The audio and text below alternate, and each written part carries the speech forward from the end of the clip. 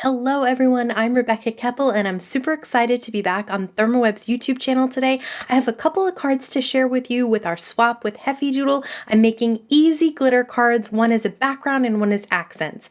These are the two stamp sets from Heffy Doodle that I'll be using today. One is Home Sweet Home and the other is Who Let the Dogs Out. I'm also using the Heffy Doodle white cardstock that is Copic friendly safe because I'm going to do some basic Copic coloring. So I'm going to start out by putting my stamps on an A2 piece of white Heffy Doodle cardstock, and I'm going to stamp out a bunch of different images so I can decide exactly what I want to use for this card, because I'm not always sure when I go into it what I want to do. So I'm going to stamp a bunch of them at the same time. I'm using some Copic friendly ink as well, and I like to do all my images at once so that they have a chance to dry once I'm ready to Copic color them. So I'm also going to stamp out several of the images from the Home Sweet Home stamp set.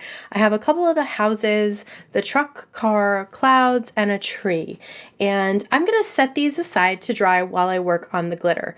This is how I love to do stencils. I use my pixie spray, and you want to spray the back of the stencil and completely cover it, especially when you have thin rays like this one does. This is a Heffy Doodle stencil, and I have loved this from the get-go. It is just such a fun stencil for so many different cards.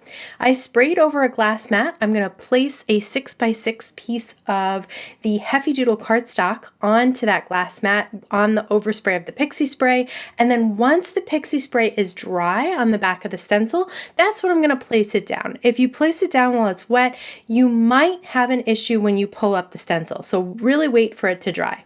I'm using the Rina Electro Pop Neon Glitz in Orange Glow, and I'm going to start from the bottom moving up, and I'm not going to cover the entire stencil because I'm going to use another color of the glitz as well.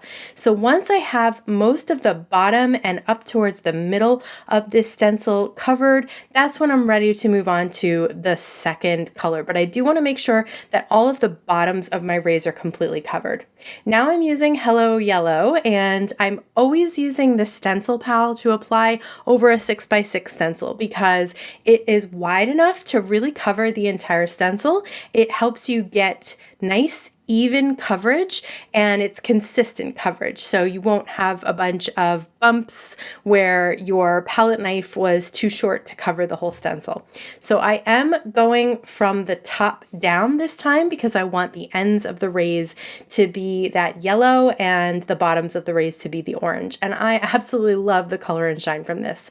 I am using another Heffy Doodle stencil. This one I am just putting on top of an A2 piece of black cardstock, and I'm going to use this as a guideline to cut out black pieces of cardstock for the roads. So I'm just tracing two of the roads, the really curvy one and then the slight curve. There's also a straight one at the top, but I'm going to use the two curvy roads and I'm going to trace them out on this black cardstock with pencil. Once that's done, I am going to remove the stencil. I did put pixie spray down there so that I could make sure to keep it in place while I was drawing my pencil lines.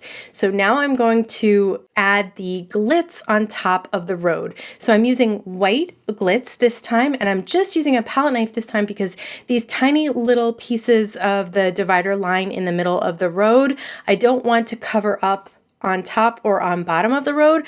As you can see, I still got a little bit on there, but for the most part, I just wanted to cover up the little divider lines. And I love the way that glitz looks on black cardstock. This absolutely looks phenomenal because it kind of gives off almost a glow. It's so bright and glittery. And you can also see that you can put it on thick enough that it will dry with a little bit of dimension. So I just cut off that road and I'm just following my pencil lines. Now the glitz is still wet here, so I am being careful when I'm handling it. That is not something that I'm usually very good at. Usually I have to put glitz away so that I don't touch it. So now I'm going to go do the second road's divider lines. Again, just using that palette knife to put a nice thick amount on those little lines. This, because the lines are so small, it's going to still dry quickly even though I put a pretty thick application. As far as glitz drying, it really depends on your climate and how thick of an application you use. But I find it to dry relatively quickly, and I can start with the glitz or with my Copic stamping, and by the time I'm ready, after I do my Copic coloring to put the card together, the glitz is dry. So that kind of gives you an idea. Now heading to coloring in those little images. So I'm starting with the Home Sweet Home images, and I'm not doing a ton of shading and blending. These are tiny little images, but I will tell you that I have started using this Heffy Doodle cardstock for my Copic coloring, and I absolutely adore it. As far as I can tell, it does not bleed outside the lines as much as some other cardstock does. I find it extra smooth, so I have no trouble blending colors together, even colors that maybe aren't technically supposed to be able to blend really easily, and I absolutely love it. I'll be doing all of my Copic marker coloring on the Heffy Doodle cardstock from here on out, so I definitely recommend checking it out especially if you have trouble with the current paper that you're using. I'm going to use some purple tape to hold the dies in place over my stamped images so that I can cut all of my little images out, just run that through my die cut machine. And now I'm going to cut down this ray pattern here with the glitz. Like I mentioned, it is dry. I did use some Memory Runner XL. You can see I ran out there. It's very easy to change the XL. I love it for that. And I did turn this into a horizontal A2 card. So you can see the yellow kind of at the tops of the rays and the orange at the bottom. It's got so much shine. I am using some of the yellow cardstock from Heffy Doodle to stamp one of the stamped sentiments from the stamp set on this little square that I popped up on ThermOWeb's 3D foam squares, and I am going to pop up all the little dogs at the bottom of the card as well as a little cake with a bone. I just think they are so cute and so much fun to play around with creating scenes. I'm going to use some Ultra Bond liquid adhesive to adhere one of the tiny little die cuts. It was a little bone that has a ribbon on it so that I can place it at the corner of the sentiment square that I have above this little scene, and I absolutely love these little pups. They're so cute. I did also stamp in some orange ink on yellow on the same yellow cardstock, a little speech bubble that says woof. So I also popped that up on some ThermOWeb foam squares. And that is the first card using the glitz and two colors of it as a background. For the second card, I'm going to use flock transfer sheets to create my background. I'm going to cut a piece of blue and green in about 4 by 5 1/4, and I'm going to use the little street stencil to create a hill on the green. So I'm just using my pencil again and drawing that curve, and then I'm going to cut right under the pencil line because you cannot erase on flock, so you just want to cut right below the pencil line. But this just gives you a guide for a nice cute hill that you can put on your card front there that will go along with your roads. So I'm going to use tape runner behind the flock because it does come with a thin paper behind it, and I use the Memory Runner XL. Like I mentioned, I was able to change the cartridge really easily, and I'm going to place an entire 4 by 5 1/4 piece of the blue down on some white cardstock that is A2 size, and then I'm going to layer the hill that is green, that's the emerald flock, on top of that.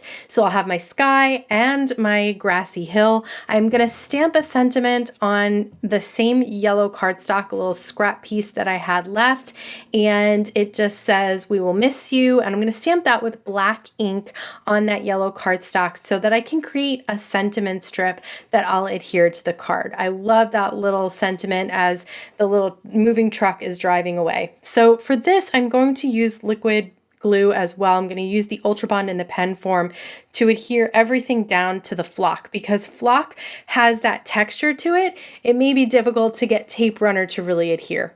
I put a little bit too much down on that first house, so I grabbed the second house and used it to wipe some of it away, and then they both got glue. You don't want to use too much of the Ultra Bond. Definitely less is more. You don't need a ton.